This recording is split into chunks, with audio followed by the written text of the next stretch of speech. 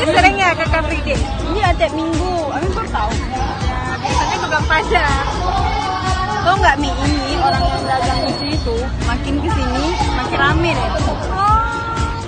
Bang Arif, kira-kira menurut Bang Arif gimana nih pendapatnya soal orang-orang yang makin rame yang bang? Oh, saya lihatnya ya semakin tinggi pertumbuhan. Ini kan ekonomi ya. Semakin tumbuh ekonomi, otomatis permintaan orang makin ramai. Tapi kalau seandainya kita bisa membubuhi sedikit, itu unsur teknologi, ya permintaannya itu bisa lebih terdistribusi. Jadi kalau orang-orang yang bahkan ketika acaranya di sini orang mau mintanya di rumah, pakai teknologi bisa diantar ke rumah. Ya. Berarti ya Bang. Ya.